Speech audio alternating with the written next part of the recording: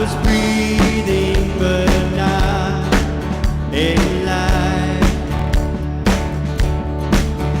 All my failures I tried to hide.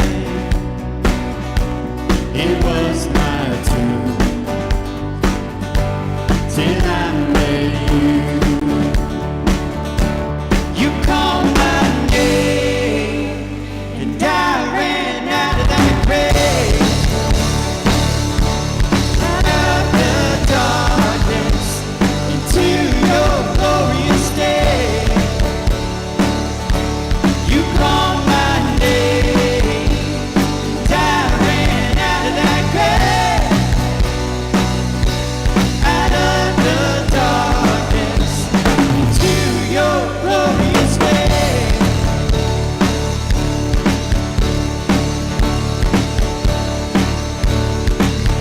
Now your mercy has saved my soul. Now your freedom is all that I know. The old made new just when I met you. Oh, what a day. You called my name and I ran out of that grave, out of the darkness into your glorious day. You called my name and I ran out of that grave, out of the darkness into your glorious day.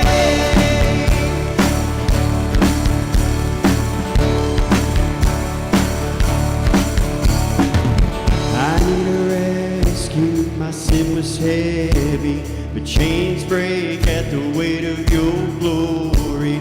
I need a shelter, I was an orphan, but you called me the citizen of heaven. When I was broken, you were my healing, and your love is the air that I'm breathing. I have a future, my eyes are open, when you call my name. I ran out of that grave, out of the darkness into your glorious day. You called my name and I ran out of that grave, out of the darkness into your glorious day.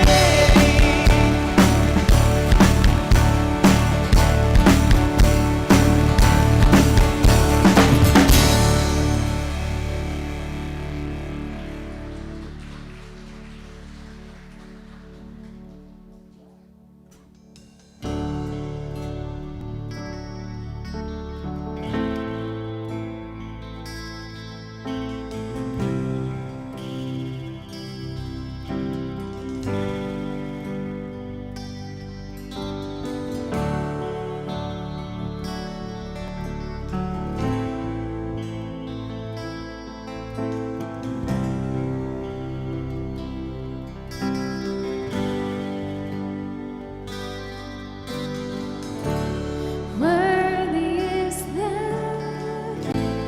Lamb who was slain, and holy, holy is He.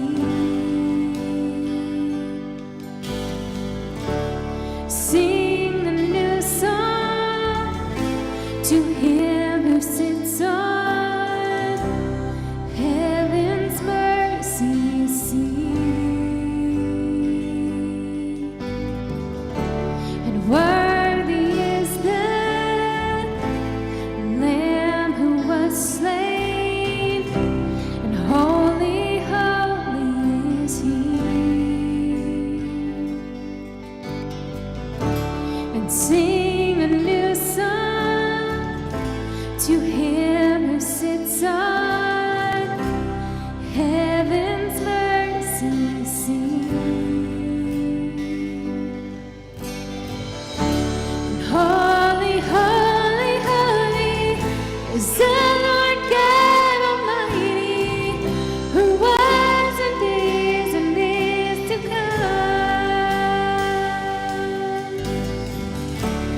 With all creation I sing praise to the King of Kings.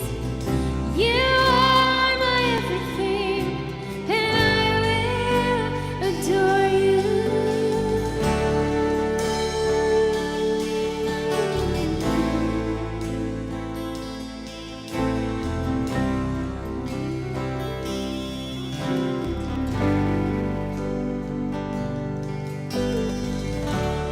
Clothed in rainbows of living color, flashes of lightning, rolls of thunder.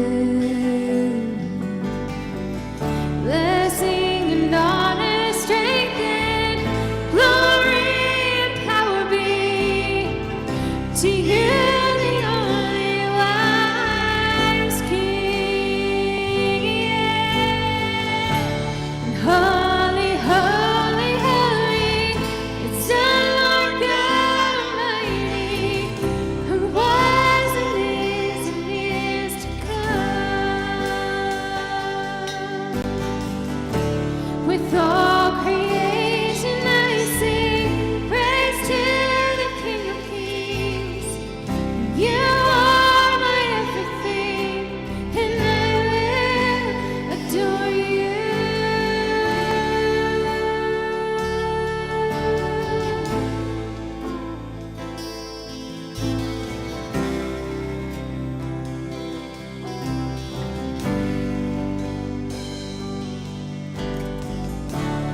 Filled with wonder, awestruck wonder at the mention of your name. Jesus, your name is power, breath and living water, such a marvelous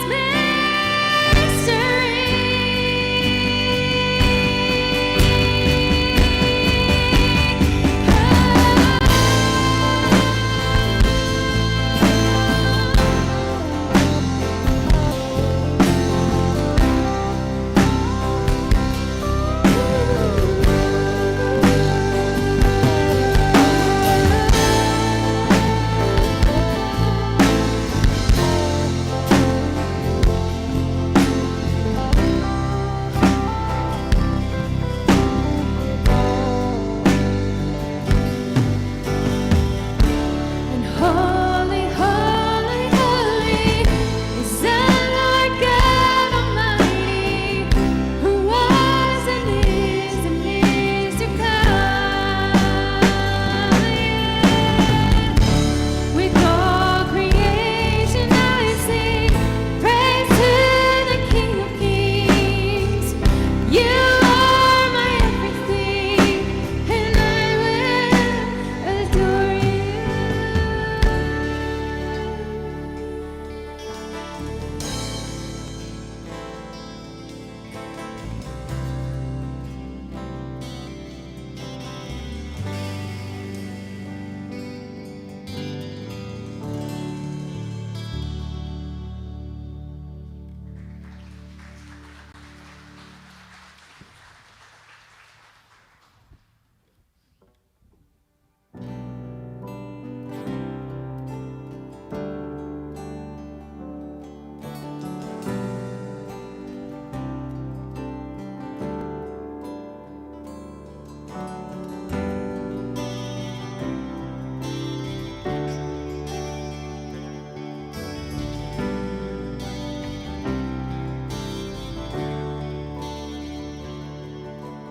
In your hand is the life of creation. It's the breath of all mankind, and you begin. Your promises are written in creation. Oh, everywhere I look, I see your plan. Even the rocks cry out, so I'll cry out. Heaven and earth will sing, so I'll sing. Holy,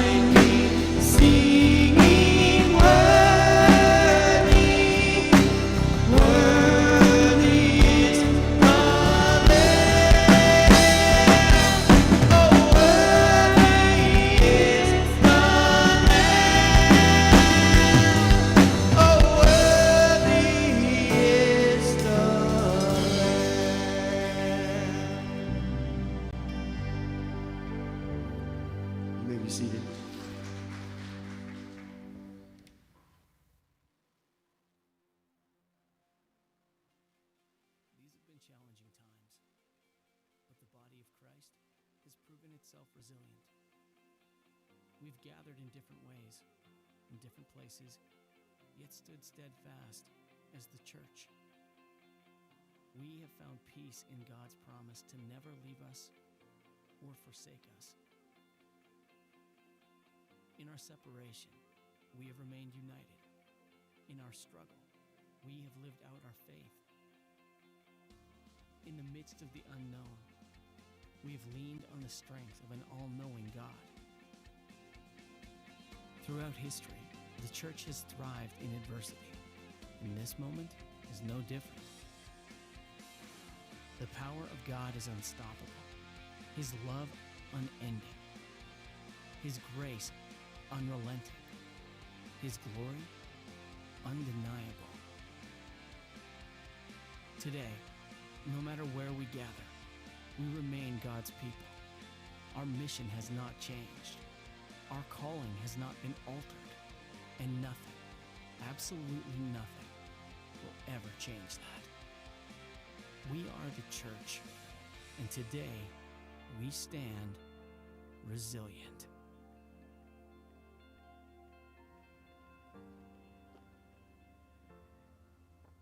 Good morning. Welcome to The Bridge. We're glad that you chose to spend a little time with us. Welcome to our online church family as well. We're glad that you are here and hope you stay as connected as you possibly can. We have some cards that are on the seat backs in front of you, or actually in the seats that you're sitting in now. You may have to stand up and pull them out from beneath you if you didn't notice them when you came in.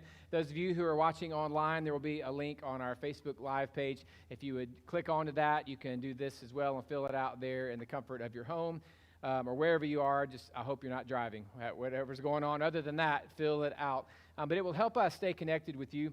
One of the challenges that we've had over the last 5 months or so is not being able to stay connected, and at times not even knowing how to connect with you if we wanted to get a hold of you. So if we don't have your information, or if you're just a little uncertain if we do or not, please fill this out. Drop it in the offering bucket on the way out of either door on your way out today. We'd love to be able to log in that information. If you, though, or for whatever reason, you're just kind of off the grid and you're living that personal, quiet life, okay, that's fine. The rest of you who are on the grid with us, if you'd stay connected, fill that out so that we can know how to connect with you and be able to continue if for whatever reason we're not able to always be meeting the way we are now. I am thankful, though, to be able to be with you guys who are here today. If you're visiting for the first time, you are a part of our pandemic. We're kind of on the way back crowd, so we're glad you're in this place. If you're at home and unable to get out, we certainly miss you. And I'd love to give a shout out to some who are at home, but I know I'll miss some and make life harder for myself on the other end if I miss a few. But we miss our friends who are not connected with us and are unable to be here. And we look forward to seeing you face to face sometime really, really soon. We're going to continue today with our series, Resilient, talking about the church and how the church has been able to survive. Now, I know that's not an exciting topic, and many of you are thinking, really, to come to church to hear about the church? That's not really what I wanted. But the church itself has gone through a lot of obstacles and challenges to get to where it is today. And the church is almost 2,000 years ago. Church was birthed. It came fast and in your face. It went from just this small little movement to 3,000 people were added just in the very first week. And it's an amazing, amazing story. But at that time, as it grew, it began to face resistance and face challenges. And literally, almost 2,000 years ago, a group of people were gathering around asking questions like, with all that's going on morally in our culture, is the church going to survive? Politically, what's going on? In our society, what's going on? How is the church going to be able to survive this thing? And they were asking that nearly 2,000 years ago. And I think right now, at this season of life for us as a culture, I think at times we're asking or hearing other people ask some of those same questions. Look around you. How in the world are we going to be able to survive? How are we going to be able to thrive in this? What's going to be the future of the church and the future of our faith? And what kind of faith are we leaving behind for subsequent generations? Those same questions being asked 2,000 years ago, some of us are now asking or hearing other people ask. So I just want us to see the challenges that the early church went through and then try in our way to be resilient in the same way they were, whatever that means for us now, to be able to endure and thrive and be able to leave behind the legacy of faith that many of us had left for us. So we're going to see two more obstacles. Last week we looked at two. We'll see two more today. So technically, if you were here last week, you could call it numbers 3 and 4. But if you were not here last week, 1 and 2, just not to confuse you. But last week we looked at two obstacles they faced. First was the attack on leadership. The powerful people and their religious establishment felt like the best way to shut down the church, to shut down this Jesus movement, was to attack the leaders. We crushed the leaders, we contained the movement. So that was what they began doing. Then after that, some people inside the church family experienced some compromise with their own convictions and just made some poor decisions, and the church was having to reap the consequences of that. And today I want us to look at numbers 3 and 4, these next couple of challenges that the church faced. Now, the one that we're going to look at today, or the first of the two that we'll look at today, I know has nothing to do with any of you. It doesn't even relate. You can just rest assured this is not going to strike a chord with you. There will be no conviction because none of you ever even attempted to do this. I know you. I see it on your faces. You're my family, so you would never, ever do this. But number 3, the first one we'll look at today is complaints. I don't know why you laugh, but complaints. The church, the early church, to survive was going to have to work through some of the bickering and some of the talk and some of the complaining that was going on within the church. So the obvious attack is from the outside, like other people are trying to take us down and shut us down, crush the movement. But what they might not have seen was some of their bigger challenges were actually going to come from within. I love movies. All of you who've been around me a while know that. And I have not seen this movie all the way through. So this is not like, hey, go out and rent this today and watch it with your family. But there is an older movie, I think it was even the late 70s, called When a Stranger Calls. And I don't know anything other than like the main moment of the movie when this babysitter who has been haunted by these prank calls by someone who was trying to scare her to death and make her feel incredibly vulnerable as she's babysitting these kids who are asleep upstairs. She finally calls the cops and says, hey, I need some help. I've got someone who's calling me. And they said, well, we can't do anything about that other than maybe trace the call. And she says, well, if I keep him on the phone for 60 seconds, can you trace the call? Probably so. So the next time he calls, it's kind of freaky and scary, and she gets the call. And then she contacts the police, and they say, okay, we have traced the call, and it's coming from inside. You watched that movie. Probably rated R. What are you doing? Anyway, but watch the movie. And it's scary, not because someone's calling and threatening, because we see all those movies, but you don't expect it to be from the inside of the house, right? Like that's the moment, from inside the house. And at times, I wonder if God could audibly give us a message, and he hears us talking and complaining about, oh no, look at our society, look at our world, my kids' school and my kids' friends and all these neighbors' kids and all these other crazy kids around us, or they're messing with my family, they're at work, I can't even pray, I can't even demonstrate my faith, I got in trouble for posting this thing online, right? All this pressure and politically and in our society and on and on. I wonder if God might whisper, I've traced it. Your biggest threat is actually inside the house. And for the first church, that was one of the big problems that they dealt with, was the complaining that was going on within the church. Acts chapter 6, verse 1 to 4 reads, but as the believers rapidly multiplied, there were rumblings of discontent. The Greek-speaking believers complained about the Hebrew-speaking believers, saying that their widows were being discriminated against in the daily distribution of food. So the 12 called a meeting of all the believers, and they said, we apostles should spend our time teaching the word of God, not running a food program. And so, brothers, select 7 men who are well respected and are full of the Spirit and wisdom. We will give them this responsibility.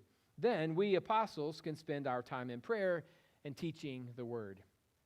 So the issue for them was that people were beginning to complain because as they were serving and helping the widows in the community, there were some who were from one culture that spoke a certain language that felt like they were not getting equal treatment or that they were being pushed aside a little bit. So there were grumblings going on back and forth, and those who were of that same culture began to speak up on their behalf, and there was just this talking and this back and forth and the gossip and chatter, mumbling, murmuring, if you will, inside the church family. So they got together and said, I'll tell you what, we're not able to do what we really need to be doing right now, teaching and helping these people grow, because we're too busy putting out all these complaining fires that are going on around here. So let's find 7 men who are able to handle this type of responsibility, turn it over to them because it's a valid issue, and if we don't take care of it, it's going to get bigger. And they can handle that. We can continue to teach and do what we know that we've been gifted to do. And verse 7 says, so God's message continued to spread. The number of believers greatly increased. So the church liked it. Good idea. 7 men were chosen. They began to serve those needs while those who had the gift of teaching or the ability to teach were doing that. The church was growing, and growth brings change. And I think we all know that change challenges us. No matter if the change is being brought on in your home, if the change is with your finances, if your change is at work, if your change is at school, if it's a location, whatever it is, anytime change is brought in, it challenges us. And it does this really in a couple of ways. One, change forces us to confront our expectations. When things are changed, we have to look in the mirror and confront the real expectation we had before we went into whatever it is, a relationship, a job, a place, a church, whatever that is. We have to be real and be honest about why we're here. It just exposes that. And the expectation that we have going in is critical to how content we're going to be as we move through that. Because when we have change, it's like bringing someone into our seat, and we just have to move a little. And we're all frustrated when we have to move. Like you get settled, get all your stuff down, and then you find yourself having to move over and make room. I felt like this was all the time in church growing up. I grew up in a church that had, they called them pews, which is kind of still a funny word to me, but pews where you sat in. And everyone had this super long, like 85-foot bench they were on. You know, it's not very helpful, it's not very practical, but we're all there. And when you get to church first, where does everyone want to sit? At the outside, the end of the pew, right? So I would sit there as a church. My dad and mom were heavily involved in the church, which meant they were greeting or they were teaching Sunday school or something. So I was always there relatively on time, which means just not 10 minutes late nowadays. But I was relatively on time, and I would watch it. You know, you'd have all these people, established people, got their stuff. They would spread out, and all the men do what men do. When you sit in the pew, you just kind of crank out, you know, get as much space as you can and make sure no one's within 8 feet of you, you know. Distancing is a good thing for dudes most of the time. You know, we got all this space here. And then the visiting family would come in. Pardon me, can I sit down? Then you just hear these men, all this grumping and groaning, and I move all of our stuff. Or they would just go, well, you can sit down there. Then there's this awkward turn, you know, having a pew. And it's just all this movement going on because I don't want to move. Like I chose this spot. So change makes me move off my spot. I don't like it. So then we're just overdoing it. And if you're married to, you know, if you've got a husband, you know, it's just this overly dramatic, like, well, fine, I'll just sit like this, you know, overdoing it, but just trying to say we're not comfortable anymore because change happened. And it happens in all of our lives. And so many of us, we have these expectations of things will never be, you know, different. Like, yeah, I'll marry you. I'll love you. Just don't get older, okay? Or I'm going to marry you. Just don't get any poorer. Or I'm going to be a part of this as long as we don't add people to the thing or as long as I can always sit here. I mean, like all of you, I'm in love with every picture of every puppy there ever has been. But don't you have to stop and remind yourself that puppy grows up? Like, wait a minute. Like, my expectation is I buy this 6-pound golden doodle and it never grows, right? It just stays a fluff ball forever. Then if I get tired of it, I can put it in a toy bin and close it down. Like it's just no, never do that. But I want to keep it the way it is. Like I don't want it to grow. Like right now we have empty nest situation at my home. For those of you who don't know us, every time I see a baby, I'm like, we should have tried for more. Like what do we do? And like we're not going to be able to survive this, but those little cute babies, like they grow up and they're difficult teenagers. So I don't know that I want to go through that again, but we all have these expectations of as long as it doesn't change, I'm really, really happy. And the first church dealt with that. In the beginning, oh wow, miracles going on, thousands of people every time you come. It's an exciting kind of thing. We're seeing some amazing growth and explosion. We're the one that everybody's afraid of. Like this is really cool. And then week 2, people come in, like, would you move, please? Well, this is my seat. Yeah, but we're going to move in for visitors. Well, I didn't know we were going to have visitors in this place. Like, I thought this was my spot. And the first church realized that if we're going to grow, there's going to be change. And ultimately, expectation is going to affect contentment. What we expected going into it. What we expected going into a marriage.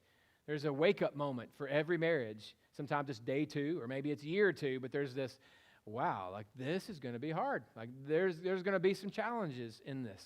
The expectation always affects contentment. The second thing change does is change forces us to admit our motivations.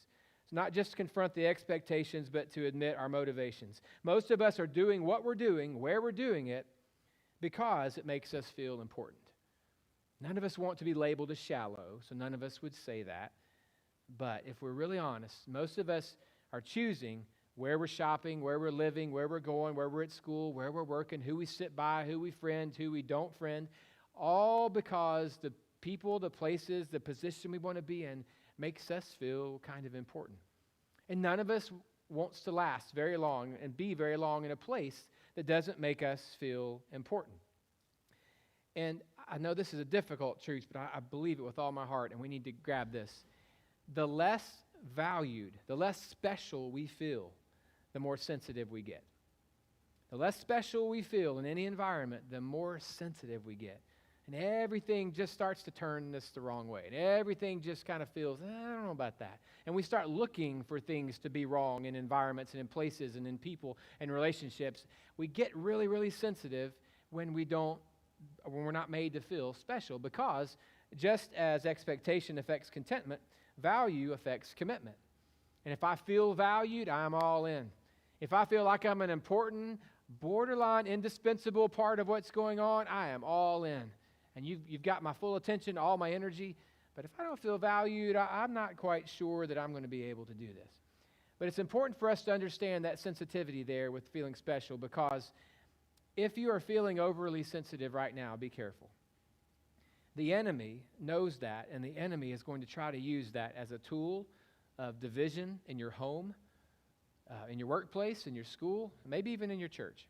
And none of us wants to be a pawn. None of us wants to be a tool that the enemy uses as an instrument for him. But the enemy will try to divide you, your friendships, your relationships, your organizations, your teams, your family, and your church. He'll use that sensitivity as a weapon. And if you're feeling that right now, understand that you are prime to be used in that position. Now, what might help us, and this is all difficult for me, difficult for you maybe, but we need to grasp this. 2 sentences here I think that are incredibly important for us as a church family to all realize, acknowledge together. The church is not here to serve me. I am the church here to serve. The function, the overall purpose of the church is not here to serve me. I am the church, and I'm here to serve. Many times when we look back and we see these illustrations that seem to make a little sense, we hang on to them. And one of those is the church is not a place for people who are well, it's a place for people who are sick. So we have this in mind of the church being a hospital, which I think that's a great way of looking at it. But the difference is when you're in a hospital, you come in and you've got a turned ankle and the doctor looks at it, x-rays are done, whatever needs to happen treatment-wise is happening, and then you're discharged and you go away. But the difference is with the church, you come in with your wound, you come in with your struggle, and you say, this is what's going on, and God begins to heal and do a work. Then you are not discharged and you leave. You are actually then asked to go on the 3rd floor and help out, assist another nurse with another procedure, or help out another doctor with something that's going on. Or you're asked to drive the ambulance, and you're going to go around and help bring people in who can't get here on their own. Like, there is work to do. You're a part of the thing. You're not discharged after you leave. And in the same way, you don't come in with a sprained ankle and 4 years later you're thinking, getting pretty close, going to be walking soon. Like that. It's not the way it works. And you come in, you say, this is what's going on. You're surrounded by people say, us too. Like, we're going through that too. I fought that. I've been there. We're not throwing any stones your way, no condemnation. We get it. We're all just this far away from the same thing.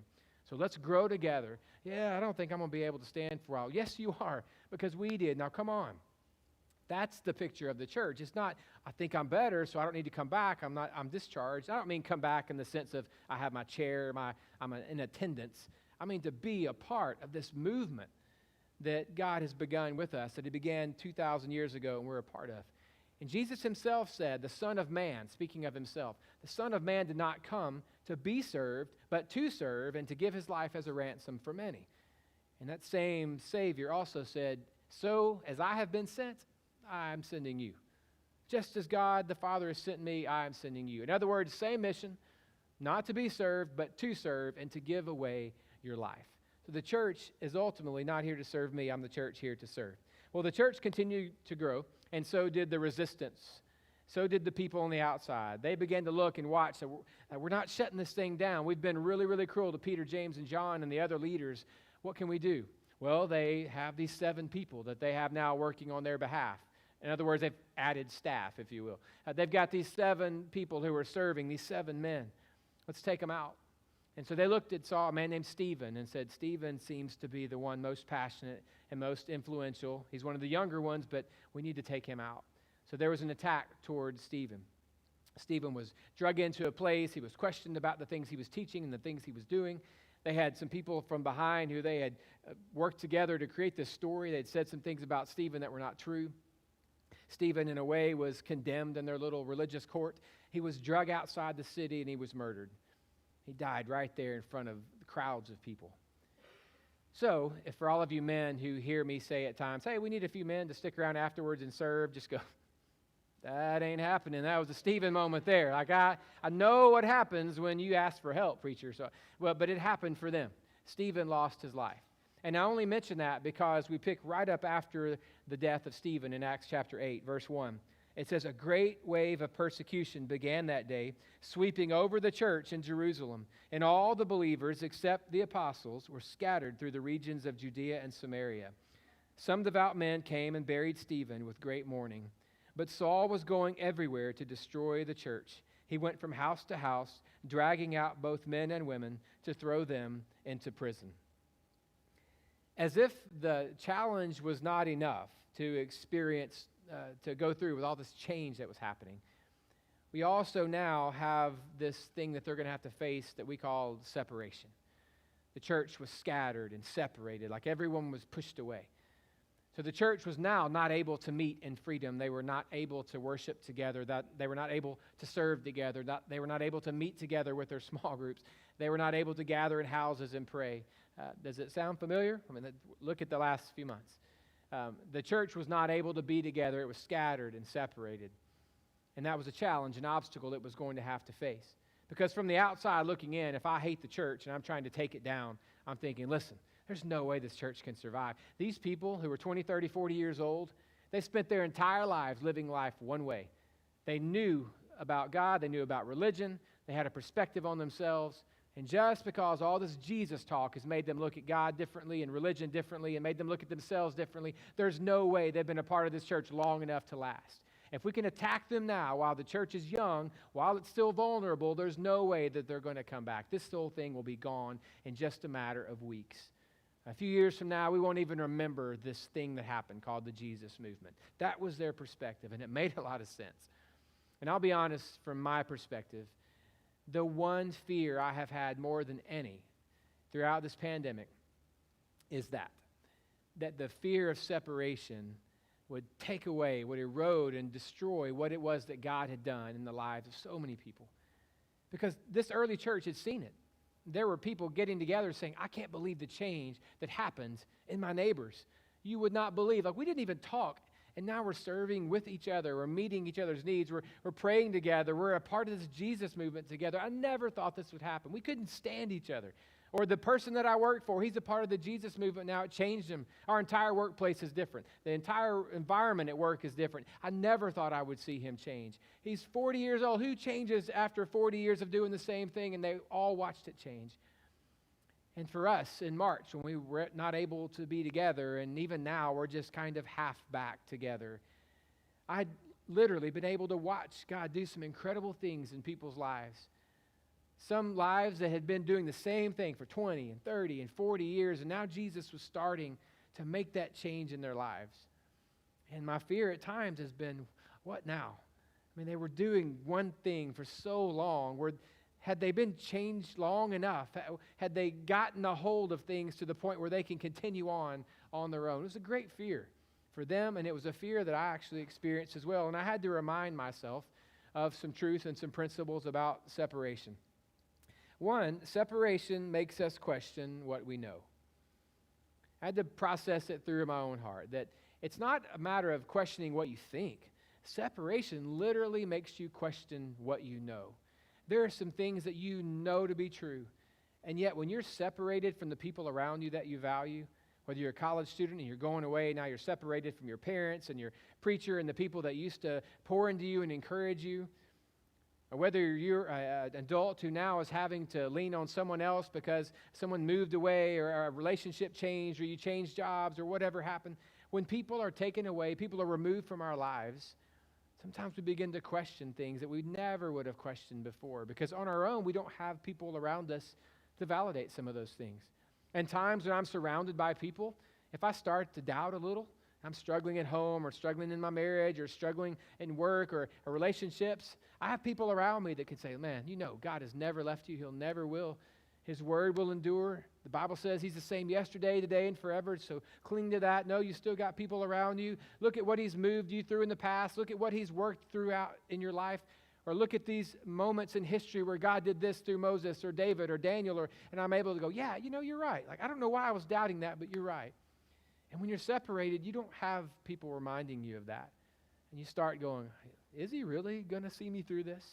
I mean, ultimately, he didn't answer these prayers over here, so I don't know if once we're separated, we begin to think through some of those things, and we begin to question what it is that we actually know to be true. And I have to remind myself that if it was true when I was surrounded, then it is true when I'm alone. If it was true when I was surrounded by people saying yes, yes, and this, then it's still true even though I'm on my own. My situation doesn't change truth. It's either true or not. So if you're at that point where you're separated from people who are really important to you, people that you leaned on or want to lean on, know that the truth that God revealed to you, the truth that you learned when you were by yourself, or that when you were with them, is still true when you're by yourself. So separation makes us question what we know, and it also makes us question what we want. Not just about what we know, but what we want. For this first church, if you had said, how are you guys going to grow? In those first few weeks, they would have said, how are we not going to grow? Like, we're seeing miracles. Did you not see my preacher, like, raised up a dude who couldn't walk, and now he's dancing at church? Like, we're good. Everybody's going to want to come be a part of this. And have you ever been to the other church? It's so stuffy and boring. This is it, man. We got tongues of fire. We got dancing going on. We got people being healed. This is where it's happening. Now everybody's scattered and running, and literally there are people who are breaking into these little churches of rebels who are trying to worship even though they're not supposed to. They're dragging people out in the streets. They're beating them, in some places murdering them right there to set an example. What are we going to do now? Like, this is not a church that has a recipe for growth anymore. The church is going to have to get really creative and begin to test itself and say, how committed are we to this thing? Like, I was committed to being a part of church when it was really fun. Everyone was saving me a seat, and we're just like waiting to see what God's going to do next. Another miracle, but this is going to be hard. Like, I'm going to have to be quiet over here and private over here, and I'm going to have to be disciplined enough to do this on my own. I'm going to have to be disciplined enough to not have to have my parent tell me, have you talked with God today? Have you prayed? Have you read the truth? Are you connecting with people? Are you making good choices? Like, I don't have that anymore. I'm just on my own. And it would have been so easy just to say, you know what? The last 20 years, I've been just like that, and I was relatively happy. I'll just go back and be that again. And if another church wants to come around and start healing people and it's all exciting and it's legal again, then maybe I'll come back. Maybe I'll be a part. So the separation makes us question what we want. How badly do we want this? And for some of you, before whatever happened in your life, whether it was the separation from your church family, but for most of you, it's probably something bigger than that. And we haven't been apart that long. For some of you, maybe there was a person that was significant that's no longer here. Or maybe you moved, or a friend moved, or you were into a new place or a new season of life. The question for you now is, how badly do you want to be that man of God? Like, were you just making those choices and steps because other people were around cheering you on? Or was that something that you really, really want? Those convictions that you had, those moments where you said, Lord, I know what it is you want from me, and it's not this. I'm making the change. And God surrounded you with great people, or gave you a great group of supporters, or brought you to a church family, and you were so ready then to move forward. Well, when that's taken away, how badly do you want it? How important is it to you that you don't go back to the old you? Because in times of separation, that is actually what is being challenged, and that's actually what is being tested. For the early church, this was a horrible time with arrests and beatings and challenges, condemnation, struggles. You had the religious establishment coming down on you. You had the Roman power coming down on you that just didn't want a big religious riot in the streets. You had all these things going on, and yet somehow, here we are almost 2,000 years later, with all the freedom that they could have ever dreamed of, being able to declare what we think of God and stop together and allow Him to tell us what He knows about us. We're able to worship in that kind of freedom because people endured, because people said, you can beat me all you want, but I'm not going to stay quiet. Because people said, if you won't let me tell it in this town, I'm going to go to that town. Because people said, if you want to run me out of town, I'm going to get on a boat, I'm going to go to another part of the country, and I'm going to tell them. They fought so hard. And ultimately, God worked through that to get us to where we are today. So back to the question, is the church at risk? Is Christianity at risk? What are we leaving behind? Listen, there is no risk at all. God is going to take care of His bride, and He's going to see it through. Even if it's just a small remnant, it will survive, and it will flourish, and it will thrive eventually. You and I don't have to stop and question what our future is. Our future is really clear. And our future has been a struggle for a long, long time. So for us, that means we prepare to be scattered. We prepare to be separated. Best we can, we embrace growth. We embrace the change that's taking place. And realize that ultimately, we, as the church, are not here to be served. We are the church that is here to serve. And if we'll cling to that, we will survive. And we'll make a difference even in this time of craziness that we're living in right now. Let's pray together. Lord, thank you for allowing us to be your bride. Thank you for the truth, the reminder that even the gates of hell will not prevail against your church, against the truth that it stands on. God, we know that there is no real fear and danger of the bride of Christ being eliminated. But God, under attack, there are real concerns and there are challenges and obstacles we face. And I pray that we can take a lesson and that we can learn from how the church has survived for 2,000 years and that we will stand resilient. God, for the men and women who are in this place who may be struggling with the decision of whether or not to be a part of your bride, to officially say, I'm going to step in and be a part of this. Lord, I pray today would be a day when they would be encouraged, be inspired, and be even pushed to make that stance and say, even if this place is not perfect, even if the church is not everything that she one day will be, she is powerful and she is effective and she is worth giving her all to right now. God, I thank you for individually speaking to our hearts. And although we're talking about the church and the future of the church and the history of it, God, maybe today the one thing you've been speaking to someone is, I haven't given up on you. I love you. And I still want to forgive you and bring you into a relationship. And if that's the truth that keeps ringing in the ears of a man or woman, teenage girl, teenage boy in this place, God, I pray that today is the day of salvation for them. Help us to be a place where they can grow. Help us to be a family they can lean on. We are not perfect, but we are perfectly suited to do the task that you've put before us if we cling to you. And cling to you we will. We love you, Lord. We ask all of this in Jesus' name. Amen. Susanna Powers, our Director of Small Groups and Missions, is going to come and share with you some things that are coming up as far as being able to connect with our community, be able to stay connected, but also kids ministry starting up next week, and we're excited about that. Yeah, we are really excited. These last few months have been a strange time for all of us, but we are slowly getting back to normal, and next week is just one more step where we are getting back to normal, and we'll have the kids area open. And so that is for everyone from babies up through 6th grade. And so if you have put your child back there before, then you know that they're excited to go back next week. If they haven't been to our Bridge Kids area before, if you want to check it out this week, you can walk down there and see the classrooms and make sure it's a good fit. But the kids area will be open at 10:30, so not at our 9 o'clock service, but at our 10:30 service, and that'll be next week. So that's an exciting time. Also, our small groups are going to be starting after Labor Day, so just another way that we're getting back to normal. They're going to be a little bit different this year just because we know this fall is different.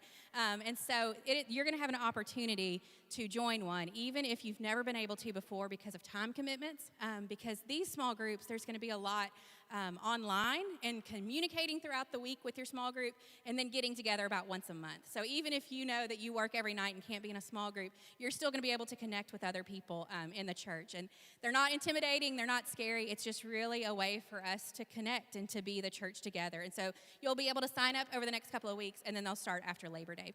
Also, as Chad told you, we do want to stay in touch with you. So if you didn't fill out one of these cards last week, if you'll do it this week, you can drop it in the offering buckets on your way out, along with your tithes and offerings.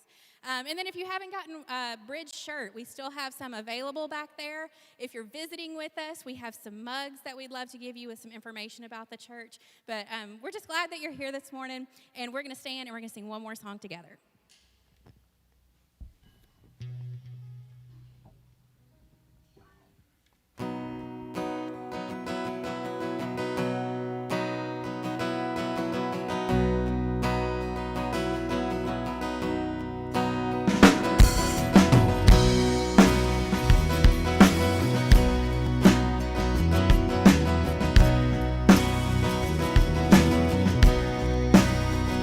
Oh Lord my God, when I in awesome wonder consider all the worlds thy hands have made, I see the stars, I hear the rolling thunder, thy power throughout the universe displayed. Then sings my soul, my Savior God, to thee. How great thou art, how great thou art. Then sings my soul, my Savior God, to thee.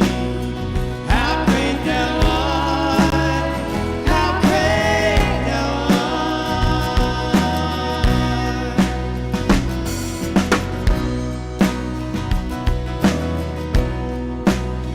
And when I think that God his Son not sparing, sent him to die, I scarce can take it in. But on that cross, my burden gladly bearing, he bled and died to take away my sin. Then sings my soul, my Savior God, to thee. How great thou art, how great thou art. Then sings my soul, my Savior God, to thee. How great thou art, how great thou art.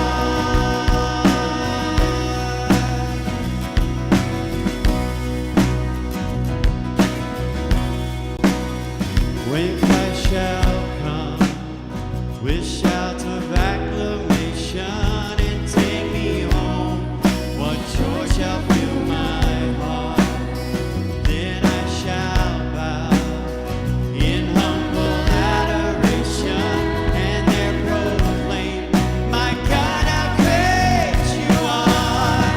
Then sings my soul, my Savior God, to thee. How great you are, how great you are.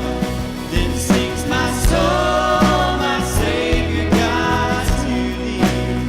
How great you are, how great you are, how great you are, how great you are.